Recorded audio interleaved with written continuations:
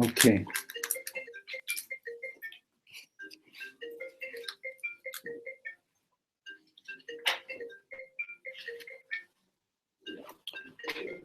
So in inner space, we got up to talking about Nevuah, how Nevuah works. And yet we still don't understand anything, but we're going to, every time we do it, we'll understand a little bit more. Today, I'll start out with what we ended with last time, two weeks ago. We didn't learn last week because I was in Sutton.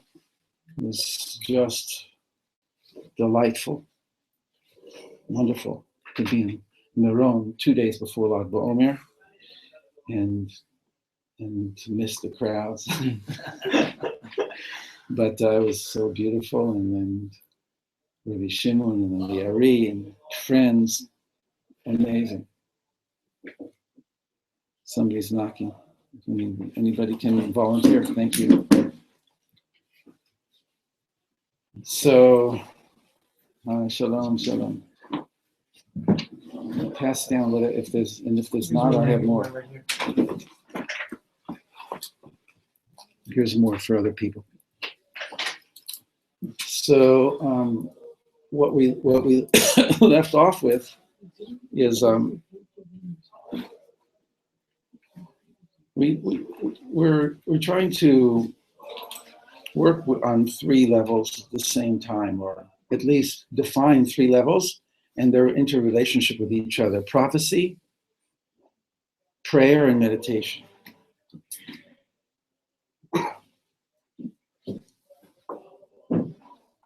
All 3 of them, in all 3 of them, you have a dynamic of an up and down or in and out dynamic. You go up to Mount Sinai and you come down from Mount Sinai with 2 tablets of the covenant, and you place them in the heart center of the people of Israel in the Holy of Holies that you've built in order to make their home for Hashem's presence in the middle of our people and be the central heart center. So in order to do that, you have to go up. So there's an upward movement into higher consciousness. There's an upward movement out of the basement or the first floor of where most people live, up to the higher stories of their own consciousness. Places that people have never visited. We don't know how to get into higher consciousness, but this whole thing is in order to learn how to learn, to believe that there's actually a access points of for each one of us, inner, and that's why it has to be not only just up and down, but in and out. We go inside, almost like you go. The perfect metaphor, even though it sounds strange at first, is a big New York building that you go into the foyer. And you go into an elevator that goes an elevator shaft that goes all the way to the top of the building, right? You go into the building, into its heart center, and you go up the shaft to the top of the floor, and you get out in the penthouse, right? And you see the world differently in every floor that you go up on. And it's like taking the stairs.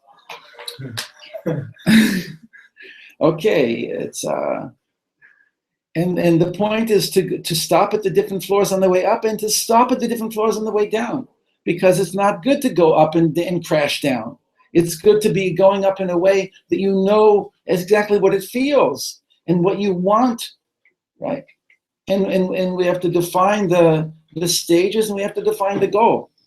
But in all 3 of them, in prayer, which is a codification of what the prophets experienced, and meditation is what they did in order to experience it. So both of these, this whole dynamic exists in all 3 of them. And so I wanted to start out today with putting the words of Isaiah to a tune, because in order to just get a little bit of what the prayers do, we have to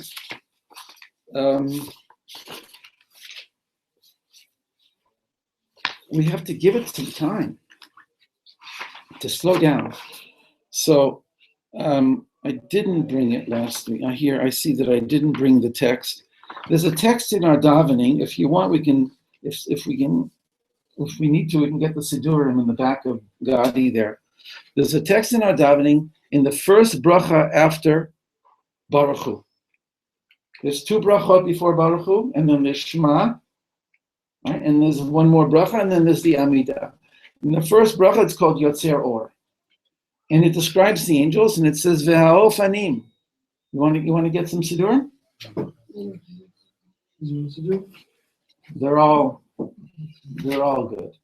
You just have to get the page for each one. And if you want, you can pass them by me. And if you can find on your own, and if not, great. Okay.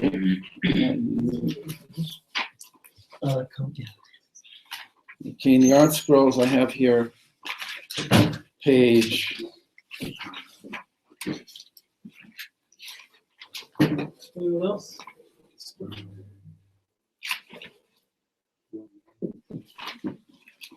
I have page 87, 86 and 87.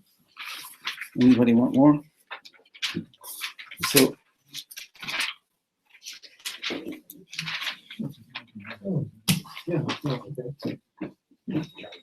so the words are V'ha'ofanim b'chayot HaKodesh.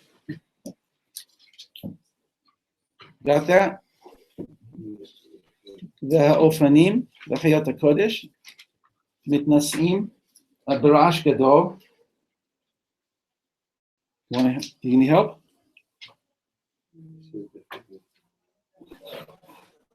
V'ha'ofanim b'chayot is the bracha, the first bracha after Baruch Hu. We need one more. Thank you. Tell me who hasn't found it, and somebody next to you will help you.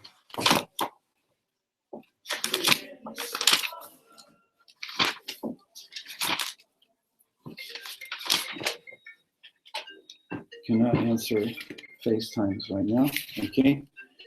The Ofanim b'chayot HaKodesh b'rash gadol, and the Ofanim, which are the angels of what dimension? The dimension of Asiyah.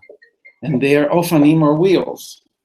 So there are those who want to say that it's all kinds of things. But anyway, the way that we explained it is that the Malbim, at least just for starters, the Malbim says that the laws of nature are cyclical, and that the angelic intelligence behind the laws of nature are called Ofanim, the wheel angels, because of the cyclical nature of the physical laws of the universe. Simple, nice, you don't have to accept it forever, but it's a working definition of Ofanim, the spiritual intelligence behind the physical laws of nature.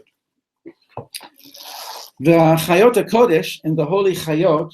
Now, Chaya is interesting. It means Chaya is usually an animal. Why would we describe an angel as an animal?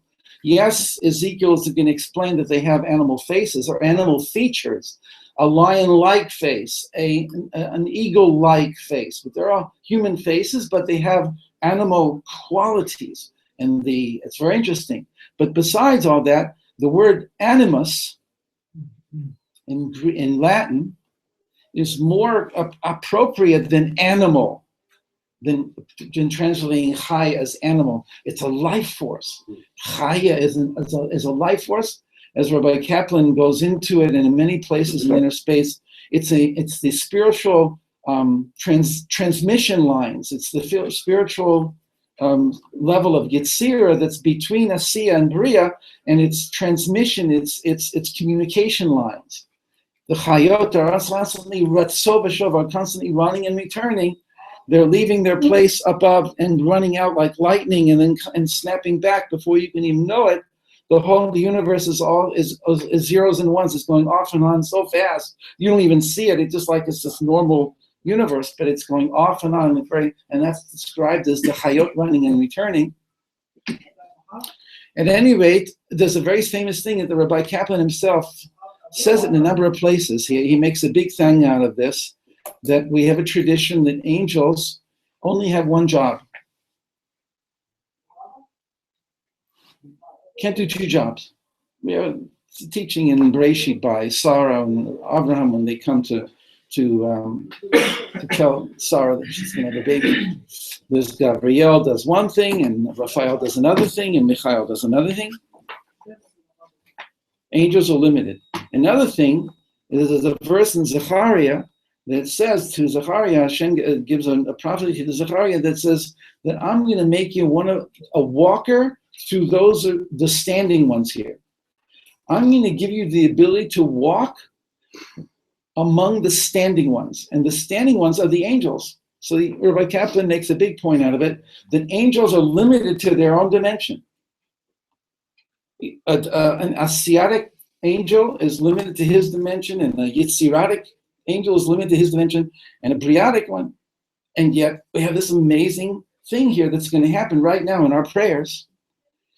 There could be a simple answer, is that when we are ready to move up into the worlds, the corresponding angelic beings in their dimensions are freed from this rule that normally ties them down to their dimension, and they start moving up also. The whole of creation, as we're moving up through Shachrit, moves towards the center.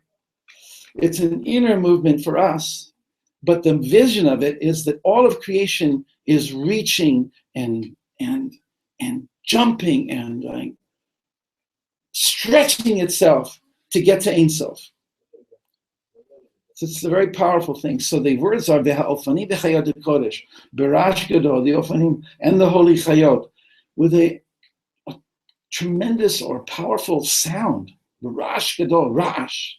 It's an interesting word, Rash. Where's all this the noise coming from? Is it the flapping of their wings? It's very, very interesting, right? Berash Gadol mitnasim. They lift themselves up. Lu'umat asrafim. Up towards the Seraphim, which is the angels of Bria. So you have the Asiatic and the Yitziratic jumping up to the Briatic. The words are weird, but they're A, B, and C. C and B jump up to A. And that's not where they normally are.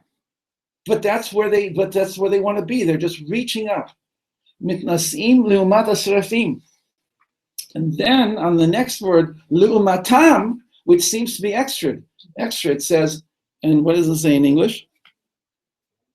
Facing them? Opposite themselves. Opposite themselves. It's Just a weird thing. them. Facing them, opposite themselves. The Ari says that Lu'umatam indicates that all three of them now, not just the lower two jumping up to the third one, but all three of them are jumping up to Atzilut. Lu'umatam is up into the higher level above all of them.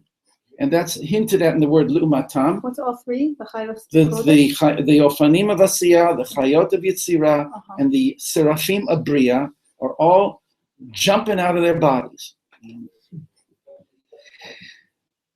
then it says, Lu'umatam mishabchim v'omrim. And then facing that is to say, the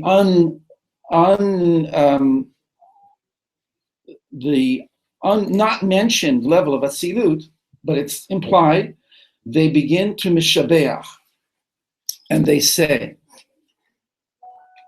And so here you get the verse from Isaiah chapter 6, verse 3, that we've been learning for the last few weeks. Kadosh, Kadosh, Kadosh.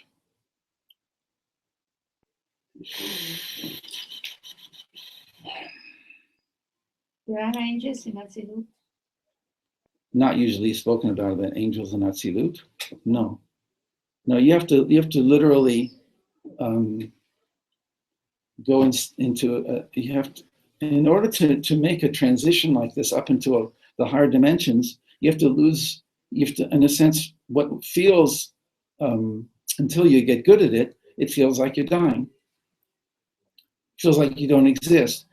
You move into another level of your own existence, but it's not the familiar you. Because why? Because it's worth it, because you're going close to the essence of where you came from. Everything, all the lower worlds come from the world above them, and those come from the world above them. Everything comes from Ein Sof. So this is a journey home every day, every morning, every time, everything is always connecting to its source. There's a vibratory pattern that every angel and every human being, every animal has. A vibratory pattern that's called song, the song of that creature. The Ari brings it down, and the Nefesh HaChaim bring it down in Perek Shira about this vibratory frequency of every creature, and that when we sing our song, when we connect to our original flight pattern, our original blueprint, we connect to that, and we go out of ourselves, and we reconnect to our source, and for those few moments we don't exist, and then we come back renewed. It's like plugging something into the wall socket. So when does that happen? In Tefillah? In Tefillah, and in prophecy, and in meditation.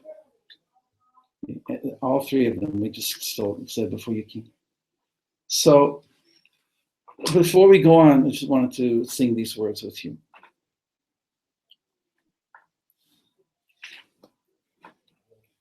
And it'll be very relaxed, even though I got very excited giving it over, but I want to relax now. So let's take a breath or so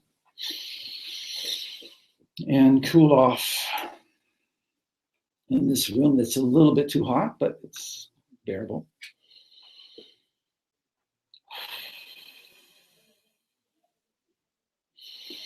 And after a few breaths, I want you to kind of hum with your mouth closed, and just hum with your breathe through your nose, and get a good comfortable sound that you feel comfortable with.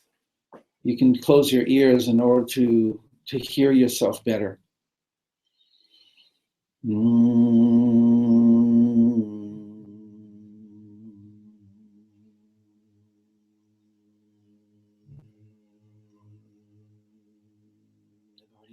Find their own somehow.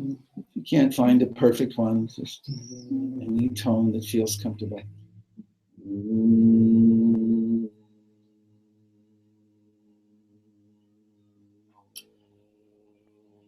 You don't have to keep your mouth closed.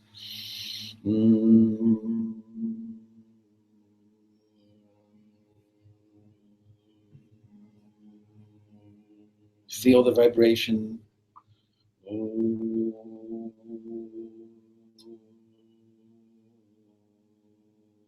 Be cognizant of the fact that it's your voice. It's not anybody else's voice. It's the voice that you've been given. There are levels of finding your own voice. There is sometimes a phenomenon that you're talking and your communication with others is not with your real voice. It's a false voice. And so there's work to be able to get down to a more truer voice, but that's a long time. In the meantime, whatever true voice you can find of yourself, let's try now.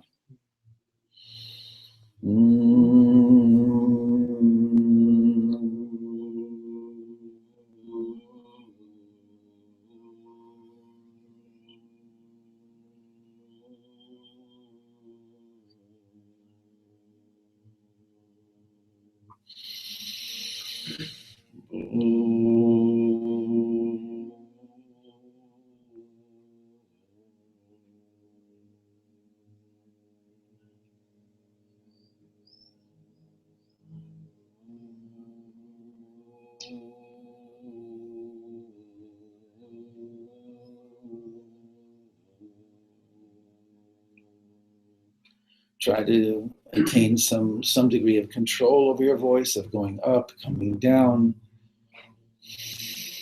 feeling that it's the most natural thing in the world to hum, like a cat which closes its eyes and folds itself up on itself and starts to purr.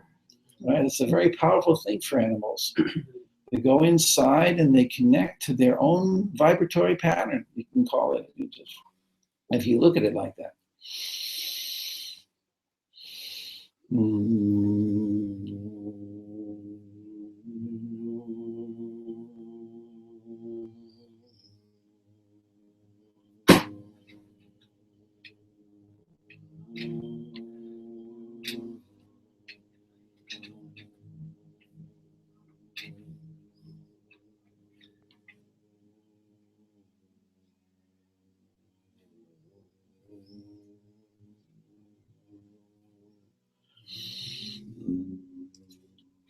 When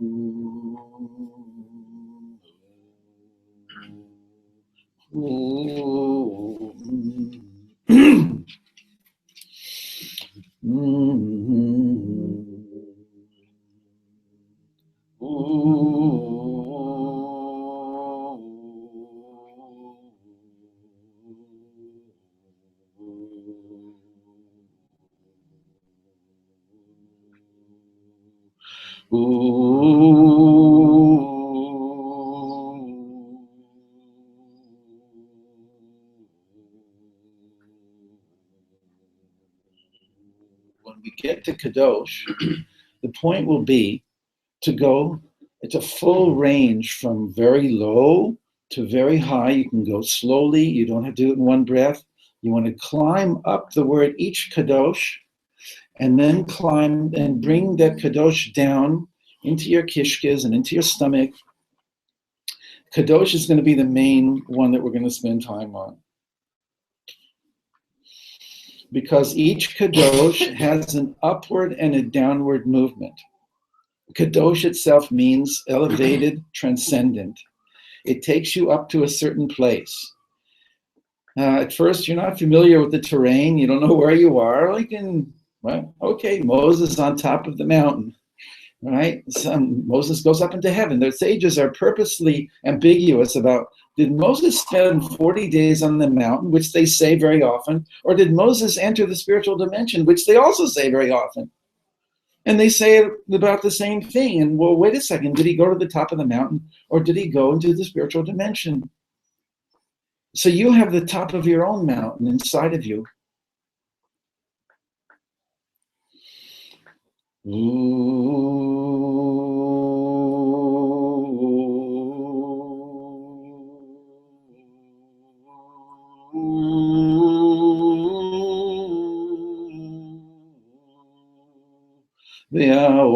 והאופנים וחיות הקודש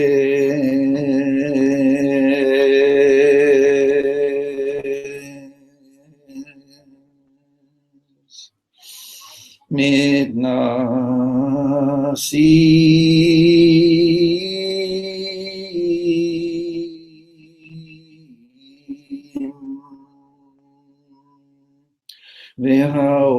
והאופנים בחיות הקודש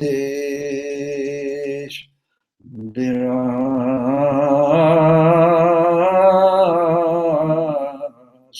גדול מתנסים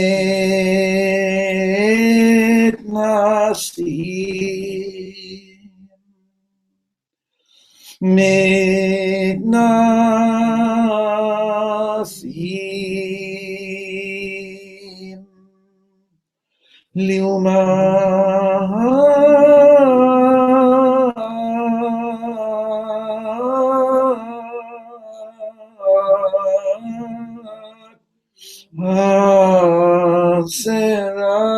השרפים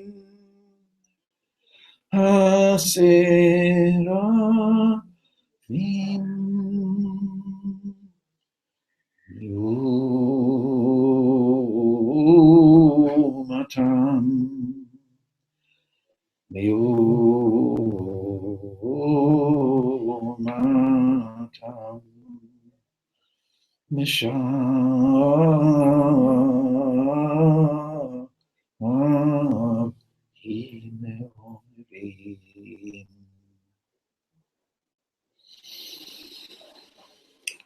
מעוררים.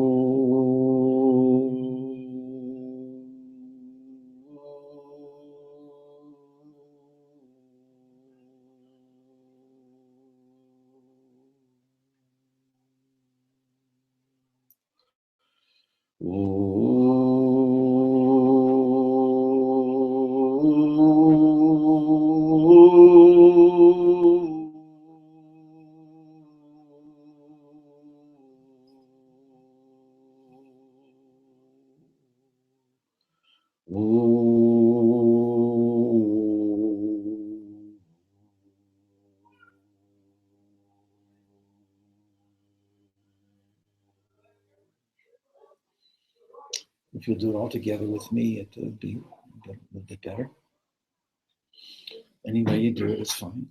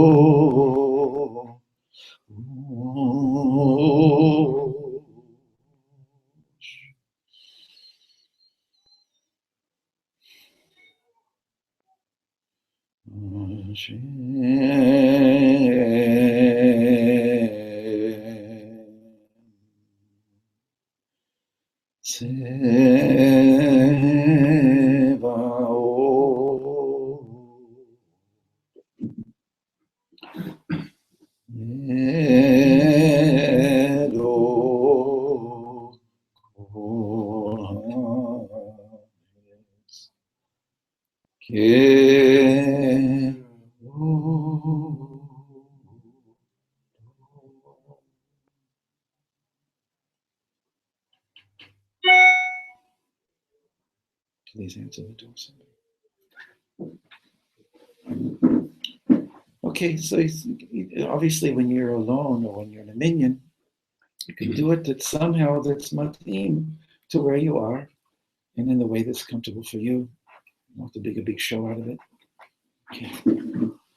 So the idea though is that music, that song, starts first of all with primal sound. In order, why? So that the music, the singing that we're singing doesn't become a play, an act, but remains connected to our essence. And you find your voice, and you find ways, and sometimes it happens and it's much clearer, and sometimes not. But when you're alone is the time to do it. Okay. And the idea here is, again, in the first three words of Kadosh, Kadosh, Kadosh, if you give it long enough, and you can give it as long as you wish, it's just wings. It's just wings to fly on. So try it out. And then Hashem Sevaot itself, after going up and coming down 3 times, Hashem Sevaot actually is a descent somewhat into the heart center, an internalization of sorts. Hashem is the God of hosts. He's the Hashem who comes into a relationship with all of his creatures and creations. And Melo Chol Haaretz Kavodot, that his glory is the fullness of the earth. The Melo, the fullness of the earth is his glory, is a very beautiful thing. But we mentioned the difference between that and that his glory fills the earth is a subtle but beautiful difference. They're both true. They're both true. One is from the point of view of the prophet going up and seeing the world from below, that there's nothing but godliness. There's no such thing as earth in and of itself. It's just a lower frequency level. So from that high place, that high vantage point, earth is not a thing. It's the fullness of the world is his glory, is a radiant light and illumination of the godly light. But then from the point of view of the Targum Yonatan, where we're down in this world and we're looking up, the whole world is filled with it. The world exists, right? And it's filled with the glory. And it's very, very much like Shema Yisrael and Baruch Shem. You'll find this everywhere when you start to look and you start to get inside the prayers and see that there's a consistent unification of going up and down all the time. When you go up, you try and connect to the higher levels of your own being. And when you come down, you try and bring all of that, or whatever you can of that, down into your existential condition, into you. You're not trying to, it doesn't change you all at once. You can have moments of ecstatic change, but when it comes down to it, it's a long process of transformation. And there'll be moments of absolute feeling that it really is working, but there'll be moments when you feel no effect. That's the way this is. It's like an athlete who has long periods of just work, and then breakthrough moments of, I can do it. I can do what I didn't do yesterday, right? I can write what I didn't write yesterday. I can think clearly about what I didn't think about clearly yesterday. Those moments are to be appreciated. And then they're taken away. Hey, why'd you do that?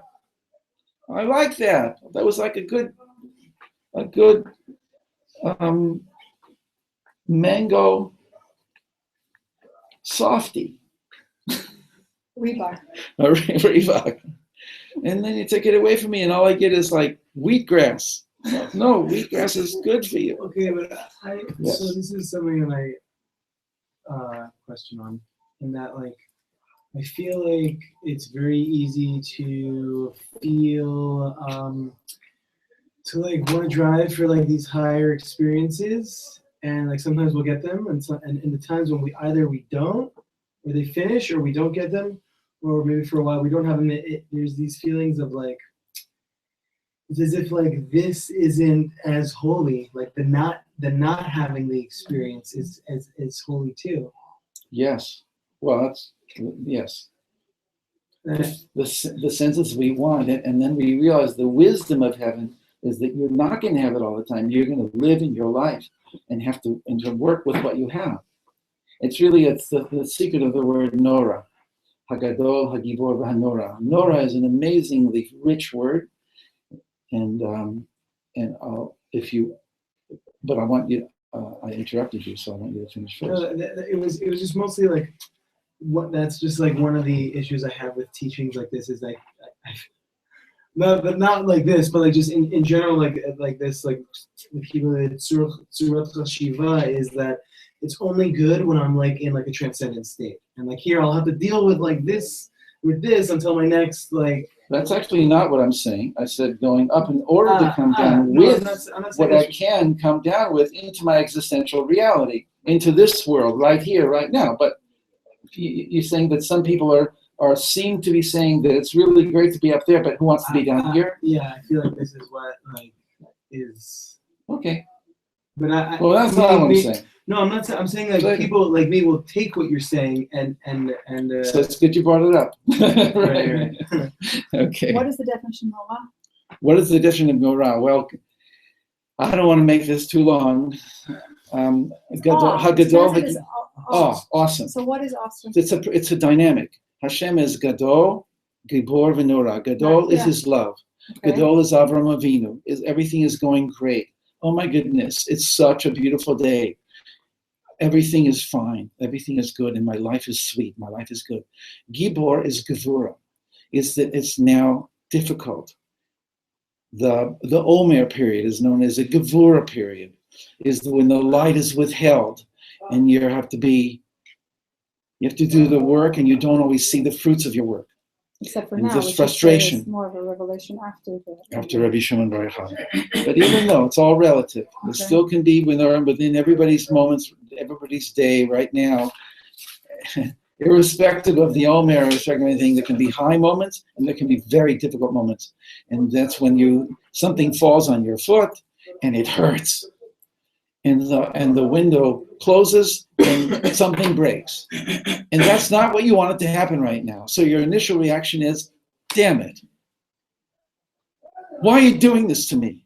This is hard. Life is hard enough. Why do you have to be so hard on me? I'm just dramatizing it. Pretty accurate.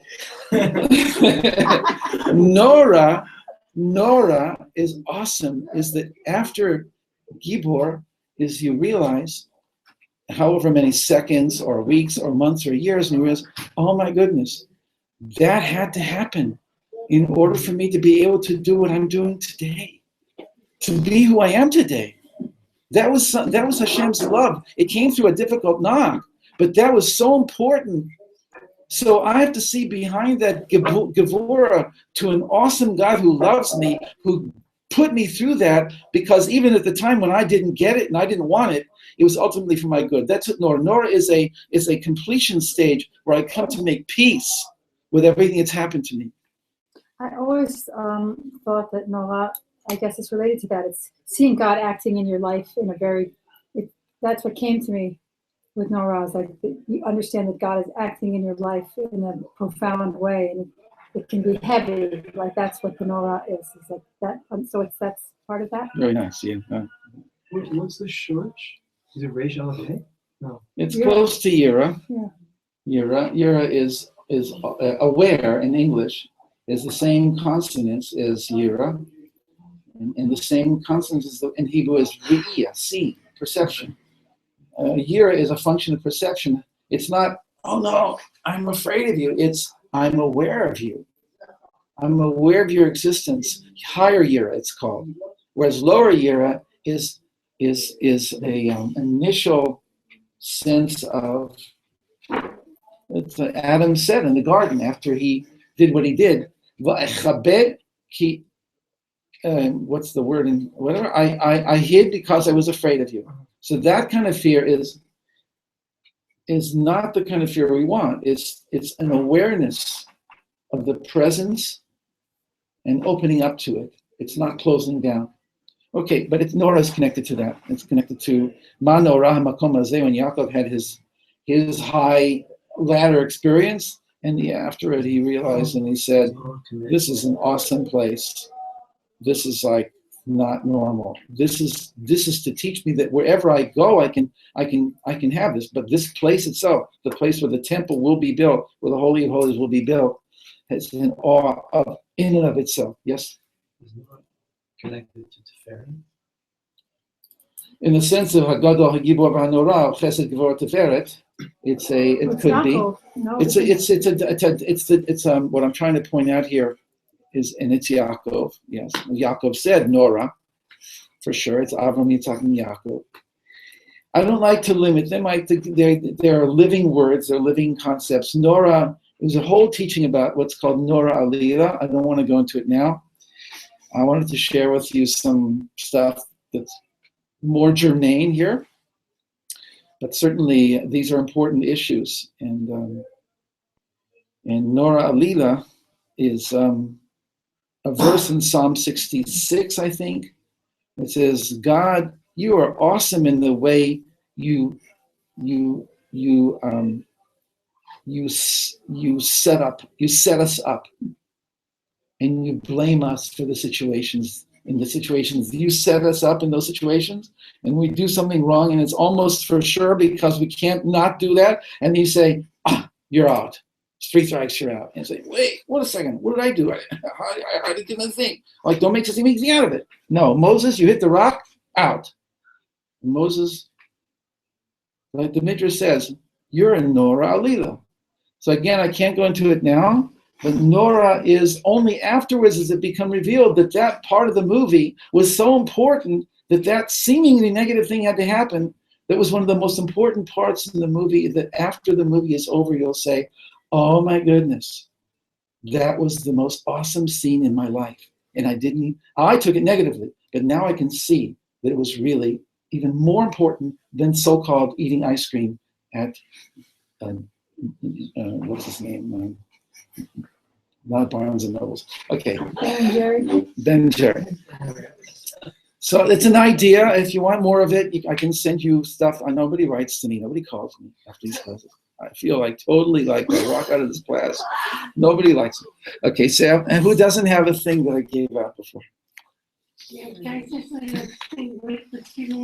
God. He is actually God, but he puts it down into. He visits us. I was just thinking, like, we talk about things like so every day, like most of the time we're doing very everyday stuff. Yeah. And like, It's not, doesn't seem so worthwhile. But one of my friends had the privilege once of driving over to Rebbetzin home and proceeded to mop the floor. And she was like, mopping the floor, Rebbetzin Freifeld, mopping the floor. And she was singing away and mopping the floor. His friends looked at it, and it's a great big room, dining room, she's mopping away, and she's singing away. And my friend says, how can you sing such a big, hard job? Why do you sing? She says, my husband's my Kohen, and I'm his lady, and I'm cleaning our Beit HaMikdash. And she, that's how she lived her life. Sometimes you get a tiny moment, like you change baby's diaper, and sometimes just that feeling like, clean his schmutz, so God clean my schmutz, you can do it sometimes. Some people more than others, like Rebbe Frankel, just everything she did was like on that level. Okay, so you have this piece of Zohar in front of you all. Like, what do you do with a Zohar that's doesn't even have vowels to it? You learned it from Rav Sutton. Amar Rabbi Yitzhak. Even the names of the teachers, Yitzhak. We just said Yitzhak is Gevura, right? There's a way of, when you read the what he says, and then what Rabbi Shimon says, that each one is a sphera. It's a spheritic book. It's like written as a wisdom text. Is he the one that passed away? Rabbi Yitzhak? I think he passed away on the same day, yes. But I'm not sure. That's in the Idra. I didn't read it this year. Amar Rabbi Yitzhak, my dichti, what's written? Al heharim esa bechi banehi. Jeremiah says, I'm walking in the mountains of Jerusalem and I am crying and wailing because of the destruction of the temple. Ela elan inun turaya ramaya da'almin. These are not just the hills and the mountains around Jerusalem. These are the high mountains of the world. Uman inun turaya ramaya. Who are these high mountains? Inun b'nei Tzion hayikarim ha'mesulaim b'paz. These are the great teachers and the great masters of the Jewish people who are more precious than gold. And now the Jewish people were being taken down with all of their teachers. They were being taken down to Babylon as a result of the destruction of the temple, and Jeremiah is wailing. Berichaya al kudlehon, with yokes on their necks, v'idehon mehaddekan lahora, and their hands tied behind their backs, going in lines with chains. Lekad alu begaluta, and when they went into exile, bebavel, into Babylon, hashivu deha, they thought deha, that late lehu kiyuma, that they would no longer have an existence as the Jewish people, la'almin, forever. You know what it felt like? It felt like it was all over. And of course, the whole book of Jeremiah, the whole prophecy of Jeremiah, and the false prophets that said everything's going to be cool, nothing's going to happen. And Jeremiah was saying, "You guys are mamish living in a bubble. It's not going to last for long. Nebuchadnezzar is coming because you haven't acted the way you need to act." And they made fun of him, and they put him in jail, and the whole thing. And in the end, it happened. And now he's crying. He's not saying, "I told you so." He's saying, he's putting his head in their chains with them and walking with them and crying with them and saying, "I loved you so much. I told you. Not I told you so, not in that sense, but I told you. I wish you would have listened to me." I once thought a very deep thing 30 years ago, that Jeremiah was like the matzpun, of the conscience. If you banish the conscience from your psychological being, and you just want to do whatever you want to do, and you don't listen to the conscience. Now, most people identify the conscience with the guilty conscience. That will make you feel bad, and you're a bad person, and you want to feel like that. So get rid of the conscience. But conscience with a capital C is the godly voice within us.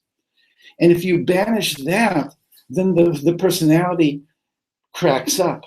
That's the destruction of the temple and the dispersion of the Jewish people. So if you see it as one individual, Jeremiah is the conscience of the consciousness of godliness within the Jewish people, and we didn't want to hear what he had to say, and the conscience and the personality broke down, and we were dispersed. It was total breakdown. Anyway, that's just an insight. Okay, so he's crying with them, and they're thinking that it's all over. This is the destruction of the temple. Because God has left us. He's abandoned us. He'll never look at us again. No more hashgacha pratit. It's all over. We weren't worthy because of our deeds and our actions. And now look what's happening. We're going into Babylon. And we have learned, Amar Rabbi Shimon said, second paragraph, Bahi shata karakucha berichu lecho pamalya delay. At that moment, at that hour, the Holy One, blessed be He, called to His whole pamalya, which is the source for the English word pamalya, familia, family, right? To the heavenly entourage of the angels and the tzaddikim, the familia delay, His whole entourage above, the kol retichin kadishin, all of the holy chariots, the angelic worlds, the chol chele, and all of His hosts, umeshriyate, and His camps, the ravravonoi, and His masters of the thousands, the kol chela dishmaya, and the entire host of the heavens. He called them all.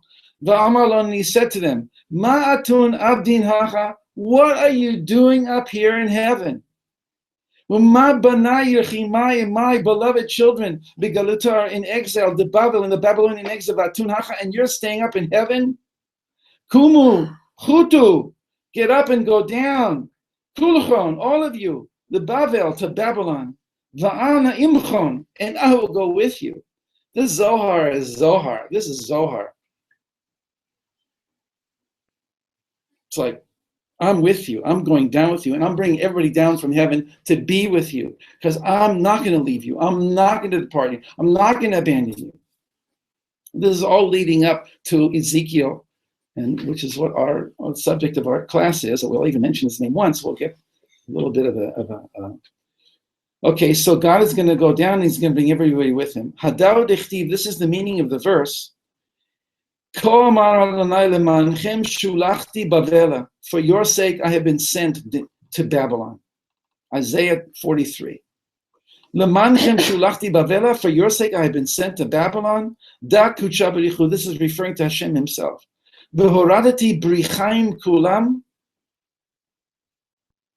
Now the shot of Richaim is what we just saw above, is chains, and we had the word Richaya, chains. But here the Zohar reads Brichim somehow as Ilen Kol Retichim Misharian Ilain. This refers to all of the higher chariots and camps above. In other words, He's going to bring all of heaven down to earth. This is very rare. It's a very important scene here, that the Zohar is going to make a very important point that I think we'll be able to finish it shortly. I'm just going to go on. Kadnachtu the Babel, when Israel, the Israelites went down, descended to Babylon, it patahu shamaya, the heavens opened.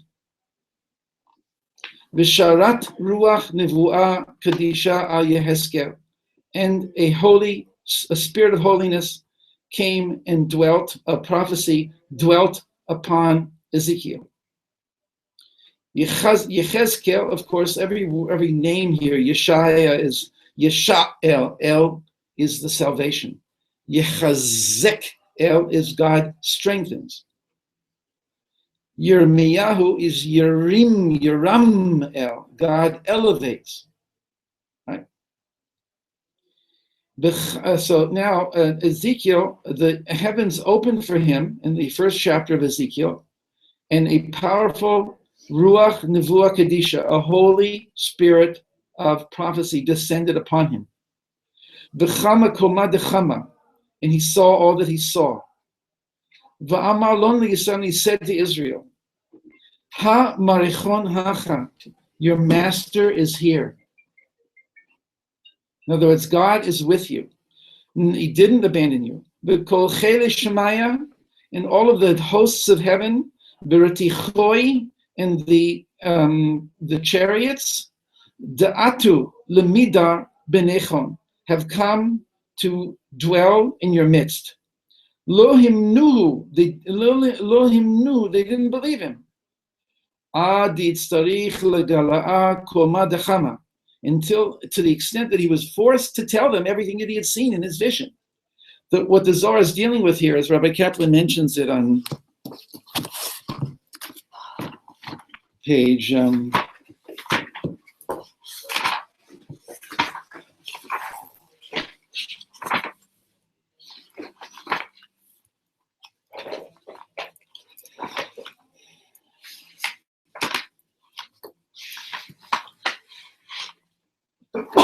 bless you.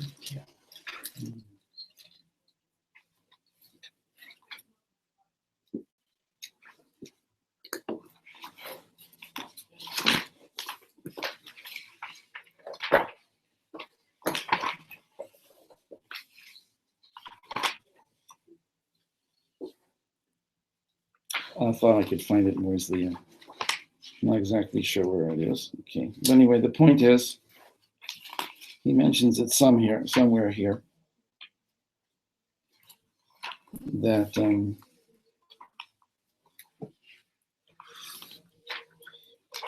probably it's on page 137 or 136, but I'm not sure. I don't see it. The idea here is that or maybe it's in the footnotes, is that Ezekiel's vision is the most detailed prophetic vision that we have, much more than Isaiah. So let me just see here. Because people didn't believe him?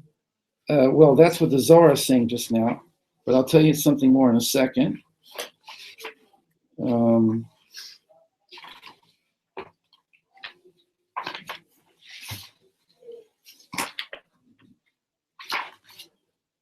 For some reason, I don't see it. Okay. So it's like this. Bottom page 139. Bottom of 139. Oh, good. Thank you so much. Bottom of 139. Bottom of the 139th inning. We find in the Talmud everything that Ezekiel saw, Isaiah saw as well.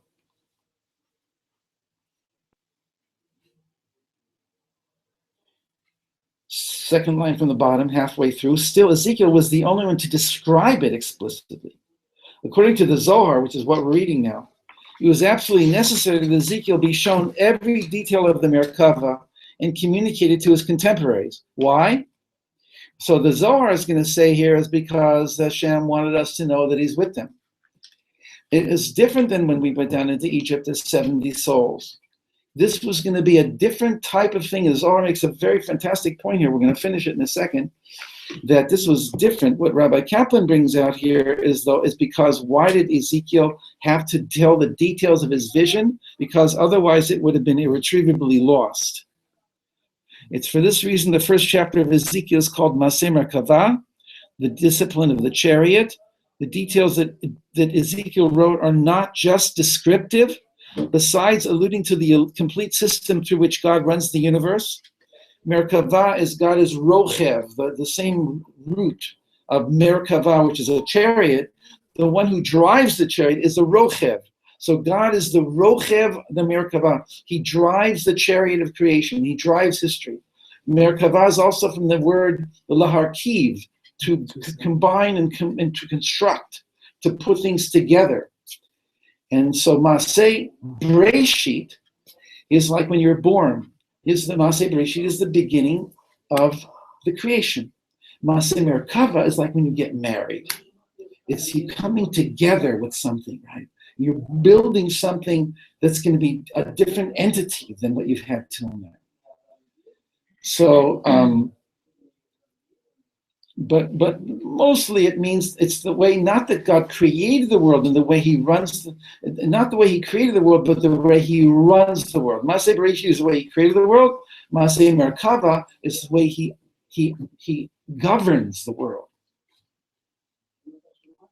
And that he travels in the world, in the image, and all these are metaphors. God doesn't need chariots. He certainly doesn't need spaceships.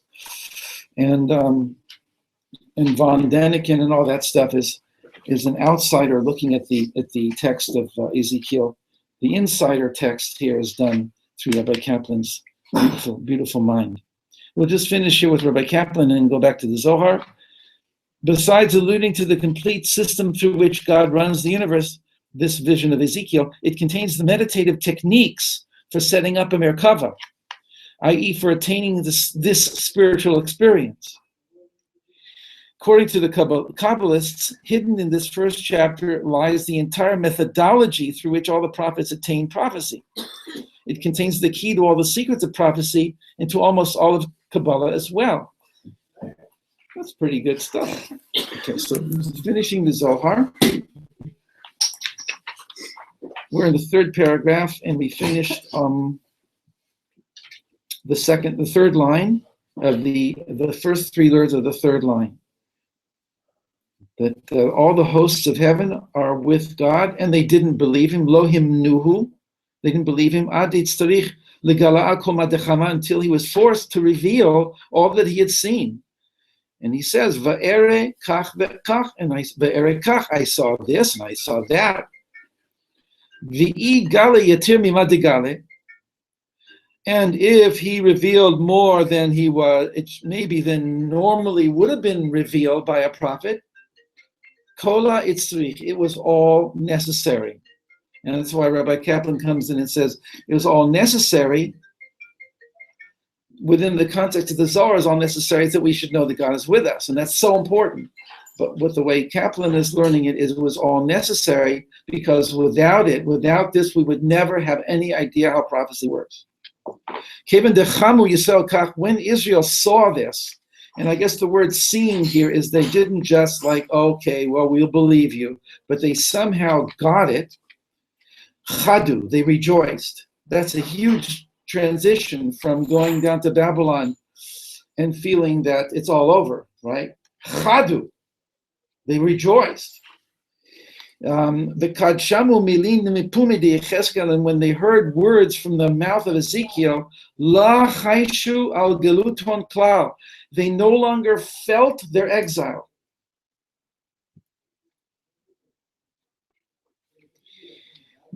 Because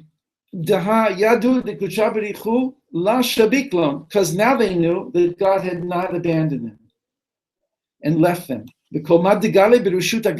And everything that he revealed was revealed with permission, because they needed to know it, and by knowing it, it changed their whole consciousness, and it gave them the ability to go on. Psychologically, it's very important for us to give our children and ourselves, right? We have to give support to each other in our growth. If a parent or a teacher tries to take apart and destroy the child in his care, the teacher has to be taken away from that job. There's an article I just read in a magazine called Ami. Too much to go into it. A teacher writes many years after the incident, after he became very ill, he writes and he says, I have to write this and to tell you what I did so that you should never do such a thing. And it's a very powerful thing. He put down a student, and that student that night was getting married, and he came to invite his former teachers at his school to his wedding. But on the way in the cab that he was riding in, his kippah flew off. And in the meantime, 10 cars ran over it. And when they went get, he put it on his head. It looked a little bit weird.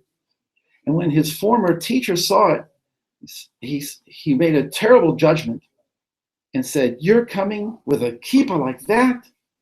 Get out of here. Didn't even hear what he was going to say. Didn't hear he was going to get married that night. Didn't hear anything. Didn't ask. Terrible. And years later, this teacher became very, very ill. And the young man heard about it years later. And he came to him and he said, I want you to tell you that my mother came to me 3 times, 3 nights in a row to tell you that I forgive you, and she forgives you for what you did. And he completely realized the gravity of what he had done. This is just one example. It's not really I'm saying this because you must build people up. You must build up another person this is what life is about. So this is one little story. Can you send it to us, or is it? No, it's in a magazine. I didn't. I don't have it digital. It's in English. I heard another story just like that from The last edition of Ami. It's an excellent magazine. It has a picture of Rav Moshe Weinberger on it. A very important article. Very important article. I heard a very similar story, similar from Machanech, who got very ill, and he was taken to like a din Torah. I heard it from someone who heard it directly from the person. Yeah. Very similar. So that's just like one little example about how important it is for us to support and to all of us are here for a reason. We are the Jewish people, especially the Arabs. There was another article there of an Arab young Palestinian man who was beaten constantly by his parents and by his school. And he just never felt part of the whole thing there, the hatred that he did. And he finally he was so hungry one day, and he went to an Israeli command post where there's some soldiers, and he said, I should hate them. Look at let me see what they do and how they are. And he come closer, and the soldier there started to talk to him in Arabic and offered him a sandwich. He was so hungry. And then they were playing soccer, and he played with them. And he made friends with them, and he said, I've been lied to. And his whole life changed, and it's a whole long story. And he became a Shabak. He became he worked for the Shabak. And then he fell into a trap once where the Palestinians got him back, and for 6 months they tortured him. And from that, he finally did get escape, and he is now a volunteer worker in Tel Shomer Hassel, and he has a story. And that's besides the story of the son of Hamas that I saw a video recently. The son of Hamas, who is one of the sons of one of the leaders of Hamas. Every one of them is telling their story, and people should know that this is so important for us to be a people who love. And that the Arab culture is a culture that's destroying itself from inside, where the son wants to kill the father. Anyway, I'm sorry. I'll just go on with the Zohar. Everywhere that Israel is exiled, Taman, Shechina, Galta Imahon. The Shechina, the divine presence, is exiled with them. Behacha begaluta de Mitzrayim, Makativ. This particular Zohar comes to the beginning of the book of Exodus, of the Zohar in Exodus. What is it written regarding the children of Israel in Egypt? Ve'ela Shemot ben Yisrael. These are the names of the children of Israel who came down to Egypt. Kevan dichti b'nei Israel mahud et Yaakov. They came with Yaakov. It says b'nei Israel, and they came with Yaakov. Wait a second, it's the same guy. So the Zohar says, "Habeim ito itzarich lemeimar."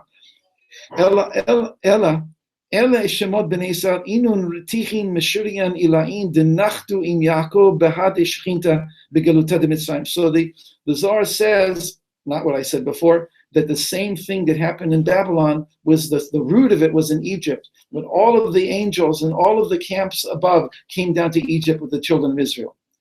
So this is a very important teaching, is that heaven comes down to earth. There's a complete compassion and an empathy in heaven. And that's happening right now. You should feel the reason to go up and to connect to the soul roots of which we are connected with is to come back down with a knowledge and an awareness and a cognizance and a conviction that Hashem is with us in this world, and that we need to be the best that we can be, and to believe in ourselves, and to believe and to help others to believe in themselves also. So it's not all what I wanted to say, but it's like more than we can do. And it's crazy. It's already close to the end. You have to let it kind of sit in a little bit.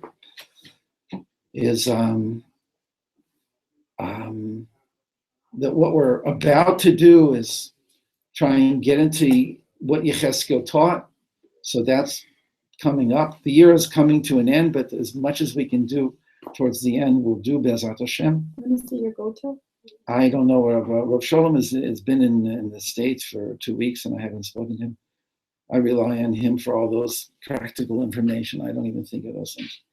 I just have work that I do, which is constant blessing that I'm able to write and to share things. And bless all of you. You should do so also.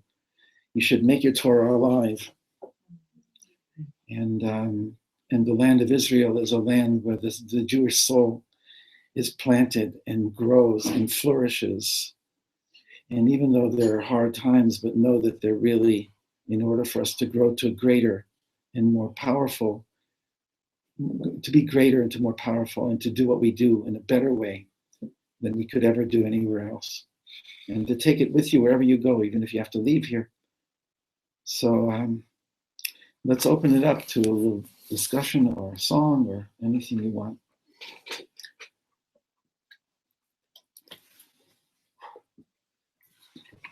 Are we in one of the other? Actually, I think it might even be here. I don't remember what it was, but it was like the branch, the fruit on the branch pulls the branch down, and like where the branch hangs very close to the ground. So like, are we the fruit? No, actually, the idea there was it's in Chaim Vital, Shari Kedusha. It's in one of the first things we gave out 2 months ago. That man is a tree of the field. It's a verse. So the pshat in the Chumash at that point is that you don't cut down fruit trees when you're sieging an enemy city. But the rabbis take it out of context and say man is like a tree. His soul is a limb that's from a great tree that's upside down, that's coming down from heaven with its roots in heaven.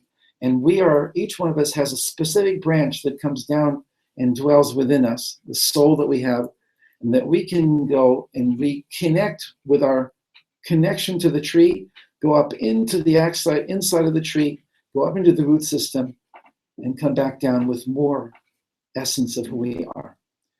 And so it's written there, and the Baal Shem Tov took this very seriously, is that when you're holding the branch of a tree, and you even shake it a little bit, you can shake the tree all the way to the top. Mm-hmm. He said this along the Baal Shem Tov. It's really a Baal Shem Tov Torah. Is that anywhere you are, you just grab onto the edge, and you're grabbing onto the essence of godliness. I wish I could even give it over better, but it's like he's really a strong.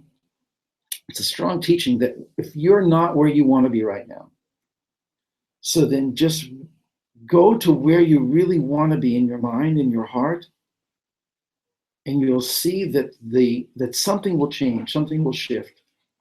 He was a very big believer in if you really want to, you can make the shift right now. Like this very interesting teaching emotion. And he uses the metaphor of if you're holding onto the very tip of a branch, you can make the top of the tree sway. Sometimes it doesn't work physically, but the idea is so it didn't have fruit in the original metaphor. So your question, are we the fruit? We can go with that if you want, but can you recalibrate? Well, what it came to me while you were from that is that if our neshama is the branch, then like our Torah is the fruit. Like our unique voice. Oh, the yofi. So that's Psalm number 1. Psalm 1.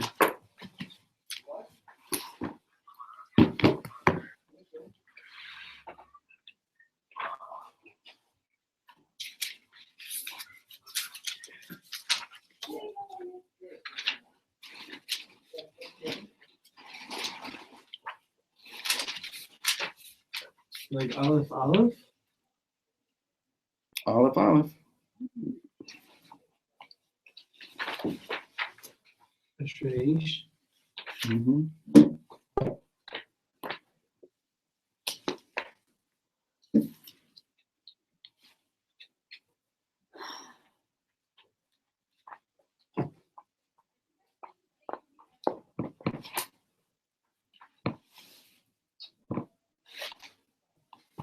Okay, got it.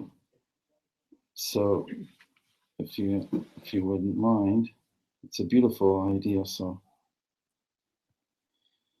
happy is the man who sees, with my translation, who sees through the facade of this world, who has not been seduced into following after the advice of wicked men, who has even, when he has stumbled, not stood to linger on the path of immoral men, and who has not sat or made his permanent dwelling with scoffers.